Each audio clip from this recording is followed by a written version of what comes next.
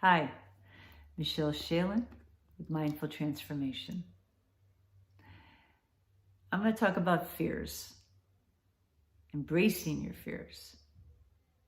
I know that's like a really scary idea, right? Like, kind of like an oxymoron, like embracing your fears, hugging them. Is this going to make them bigger? I don't like this idea. I want to run from them. I don't feel good with these fears. I don't want, But that's what we're taught, right? Like, to run from them. Like, don't talk about them. Don't think about them. Pretend they're not there. Push them down. It's a weakness, if you feel fear. That's what a lot of us are taught. And it causes a lot of problems. A lot of emotional problems that people start to run to distracting themselves, using behaviors, things that can turn into, serious addictions. There's so many things you can pick to be obsessive about, even good things like, exercise or maybe, work in good balance, drugs, alcohol, social networking, gambling, shopping, eating, etc., etc. The list goes on. And I believe a lot of these addictions and behaviors that turn into addictions surface because people have not been taught well how to process emotions that are difficult, and fear being one of the most difficult emotions we deal with. And so if we're not taught to deal with them, we just instinctually try to get relief in some way. The problem is when the culture doesn't permit you to talk about it and it's a taboo subject, then people suffer alone and a lot of these behaviors and problems start to surface. Now, I'm not talking about the fear that's necessary for survival, okay? We need the emotion of fear. It is, an emotion that we feel when we feel threatened, when we're in danger, and we take action and we save ourselves and survive. This is essential, of course, and this is not what I'm talking about. I'm talking about the fake fear, the fear in our imagination. It's fake. And we make up things about what we think is going to happen in the future, or, what for sure is going to happen in the future. And we get all wound up and caught up, and we don't know how to process it. And we start to feel bad physically and emotionally, and we try to escape from it because we don't understand it. No one's ever taught us how to deal with it, okay? That's the stuff I'm talking about. That's the kind of stuff, the fake fear that we make up. We can learn to have control over that more. And we can learn how to process the emotions better. So they come off. They're like, it's not a monkey on your back anymore. And also learn how to control your thinking in the future, so it doesn't get there with the fear, where you start adding stories onto it and making it scarier, okay? So you learn how to control your thoughts more, so you don't become real fearful. And when you already have fear that you need to process, that you haven't dealt with, you'll be able to do that as well. And there's a lot of different techniques that are really helpful in doing this. And I'm going to go into like 2 essential ones that are very, very important later. So, you have these addictions that people I got notes to keep myself on track here. You have these addictions that people end up, having. And fear is something that people are afraid to talk about because a lot of people think it's weak and that you should just be able to handle it and, not talk about it.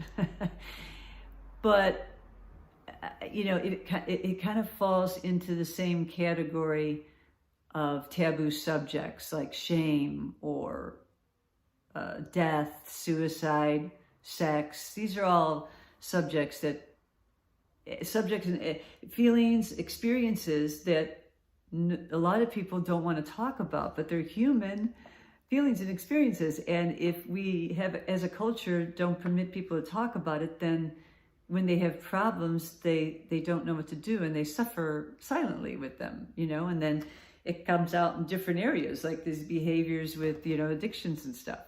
Okay. So this is why it's so important to learn how to do this. So what happens when the culture doesn't permit you to talk about it, but you feel it, it's real. You have anxiety, you have fear, and you're trying, you don't know how to deal with it. And you start to think that there's something wrong with you, why am I feeling this way? Why am I not handling it good? Everybody else seems to be doing better than me, and I have to act. But you don't know that a lot of these other people are experiencing a lot of the same feelings. They're, have that feeling in their stomach where they're nervous or anxious, nervous, fearful, whatever you want to call it. Everybody knows that feeling, and we get it throughout the day. And some people have it all the time. I had it with me most of my life until I learned to understand why it was happening more. And then I learned techniques and tools to manage it and help me learn how to deal with it better and not have so many problems around it.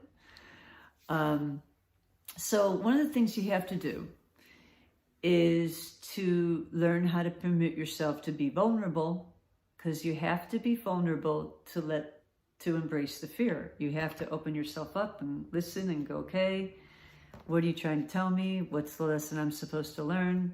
You have to be able to do this, okay? So I want to talk about vulnerability a little bit.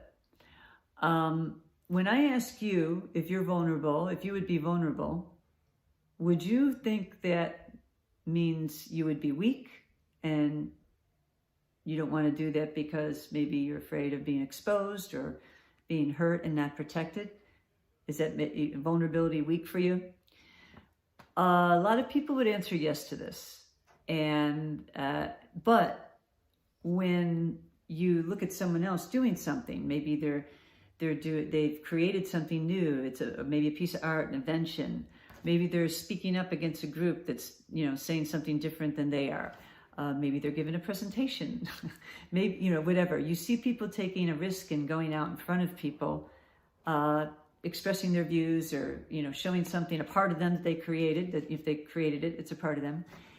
And would you think they were weak? Not usually. Most people would answer, no, that person's brave or courageous or whatever, okay? So it's really interesting to see the difference we have in our definition of vulnerability when we're vulnerable, weak, or when someone else puts themselves out there and stands up and is seen. We think, wow, they're brave and they're courageous. So there's a really great TED Talk by a very talented woman called Brené Brown. If you don't already know of her, I would highly recommend you looking anything up she's done. She's written many books. She's an author. She's a researcher. She's a social worker, a therapist, an author, a lecturer. And she had this TED Talk called The Power of Vulnerability. And she talks about this, the definitions we have for ourselves and for the other person. And this video went viral, 13 million plus views. I can't remember. It's incredible. And she became famous right afterwards, immediately. And everybody wanted to talk to her. And she was writing all these books. And even Netflix, you can see a special on vulnerability, Brené Brown. And you'll see, the special about it. It was incredible. And I'm a big fan of quotes. I collect quotes when they're very powerful for me, and I'll put them up in my room sometimes, or I'll share them on social networking or with my clients. And one of my favorite quotes in her talk, she says, vulnerability is our most accurate measure of courage. And, yeah, I agree. It's great. Vulnerability is the most accurate measure of our courage, because when you put yourself out there, it takes a lot of courage. And the benefits are amazing. but I can definitely see this in my life for sure. Now, okay, so you have to be vulnerable when you're facing a fear. To go, okay, tell me, what do you got to say to me? What's the lesson I'm supposed to learn and all that? But inviting compassion and love into the equation is the other big ingredient, necessary ingredient. And Liz Gilbert, the author of Eat, Pray, Love, and quite a few other books, but that's the one I know. And she's a wonderful lecturer. And she did a recent talk called Facing Fear with a Compassionate Heart. And I heard it on Insight Timer, which is a meditation app that I love and I use all the time. And it was a beautiful, beautiful talk about her relationship with fear all her life and how she had shame around feeling this fear because she was taught that she shouldn't feel this way and she should be okay and not talk about it and all this kind of stuff. And it was very profound for me.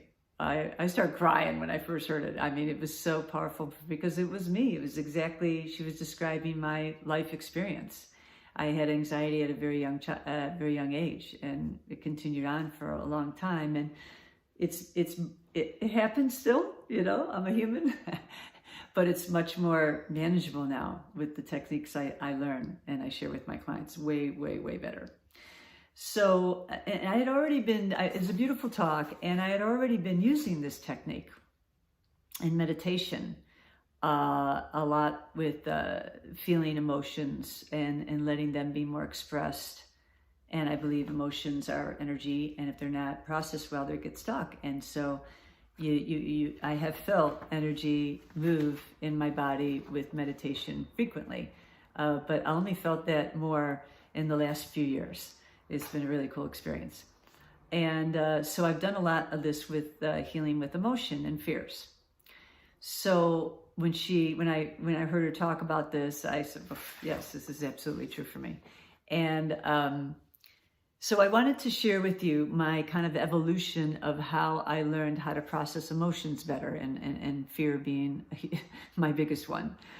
When I was a child, like a lot of people, I was in a family that wasn't comfortable with talking about emotions, and I think my family was on the extreme end when I talked to some friends, because we just didn't talk about really serious life-changing things for members of the family, big stuff. And so anyway, the pink elephant's on the sofa, nobody's talking about it. That's what I grew up with. Then as a young adult, I got into different self-improvement programs, and I learned a lot about looking at my fears and resentments and things that were ruling me and controlling me in my life.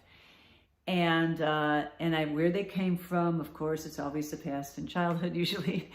And then learning how, okay, I look at it in a different way, and then maybe I would cry about it to let some emotion out. And then I thought I was done. Then I was like, okay, dealt with that. I'll think positive now. And every time it came up again or something, I would be like, no, think positive, But I believe now that I didn't give it enough time to express itself and be heard and be able to heal and leave. And so it hung on. And so my next evolution was when I started meditating. And I was working through these kind of styles of meditation to help, feel emotions, to let them come out more. But it was with an attitude of tolerance. It was this, okay, there you are again. I really don't like this, but I'm going to breathe really deep, and you're going to move through me. And it worked, but it was difficult, as you can imagine. But it did work, and it did help me a lot.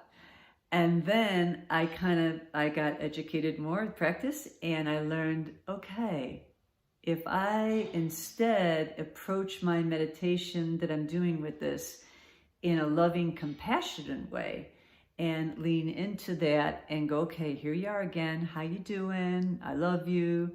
Tell me what you want. What are you trying to tell me? Let's work through this together, kind of thing. I mean, with that kind of an attitude, with just the feeling, the energy, the emotion, that it diminished much quicker.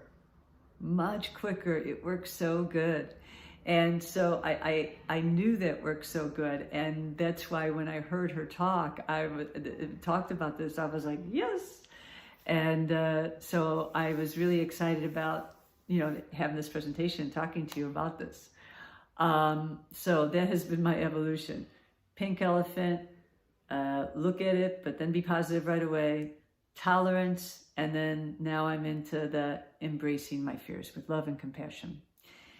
And it has been a life changer for me, for sure. And I'm still, working on it and getting better and improving all the time and sharing what I learn, with everybody, and, extra special care with my clients. But the thoughts that you talk to yourself and meditation, both of these are absolutely indispensable. How you talk to yourself, your thoughts are your reality. And if you have negative thoughts, you are not going to have a happy life. It just doesn't go hand in hand. If you want to have positive thoughts and focus on the positive, you'll have a happy life. Focus on the negative, not so happy. It's really quite simple, very cut and dry. I highly recommend reading anything and videos and stuff from people that are sharing the same message, because I absolutely believe that elevating your self-worth is through self-love, cultivating self-love and compassion in your life. And I would really love to talk to anyone in a breakout session.